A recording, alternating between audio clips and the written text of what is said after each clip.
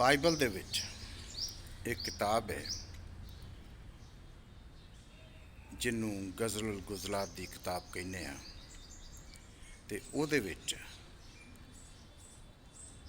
ਖੁਦਾਵੰਦਾ ਅਤੇ ਕਲੀਸਿਆ ਦਾ ਜ਼ਿਕਰ ਹੈ। ਮੈਂ ਮਤਲਾਸ਼ੀਆ ਕੱਲ ਮਕੱਲੀ, ਮੈਂ ਮਤਲਾਸ਼ੀਆ ਕੱਲ ਮਕੱਲੀ ਚੱਲੀ ਕਰਨ ਤਲਾਸ਼, ਮੈਂ ਮਤਲਾਸ਼ੀਆ ਕੱਲ ਮਕੱਲੀ ਚੱਲੀ ਕਰਨ ਤਲਾਸ਼, ਦਿਲ ਦੇ ਜਾਨੀ ਬਾਝ ਕਹਿਣਗੇ ਮੈਨੂੰ ਲੋਕ ਅਯਾਸ਼, ਦਿਲ ਦੇ ਜਾਨੀ ਬਾਝ ਕਹਿਣਗੇ ਮੈਨੂੰ ਲੋਕ ਅਯਾਸ਼, ਦਿਲ ਜਾਨੀ ਦਾ ਦਰਦ ਵਿਛੋੜਾ,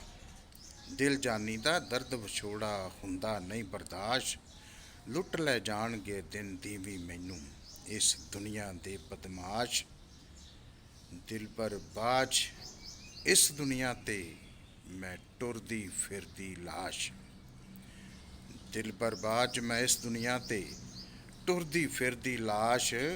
ਆਪਣੇ ਦਿਲਬਰ ਦੀ ਲਈਏ ਮੈਂ ਇਹ ਸ਼ਕਲ ਰਫੀਕ ਤਰਾਸ਼, ਤੇ ਮਿਲ ਜਾਵੇ ਮਹਿਬੂਬ ਜੇ ਮੇਰਾ, ਮਿਲ ਜਾਵੇ ਮਹਿਬੂਬ ਜੇ ਮੇਰਾ,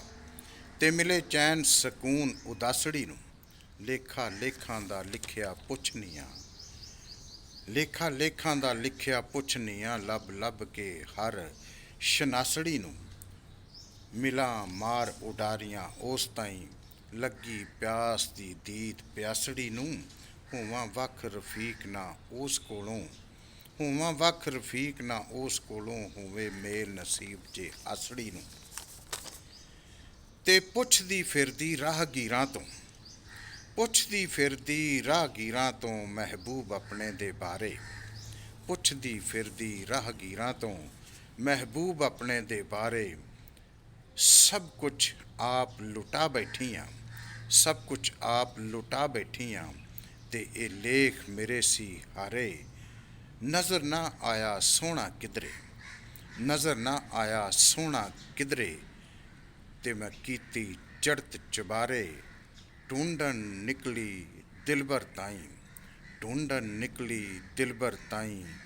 ਤਾਂ ਮੈਂ ਪੁੱਛਦੀ ਆਨ ਬਾਜ਼ਾਰੇ, ਪੁੱਛਦੀ ਆਨ ਬਾਜ਼ਾਰੇ, ਤਾਂ ਮੈਂ ਪੁੱਛਦੀ ਆਨ ਬਾਜ਼ਾਰੇ।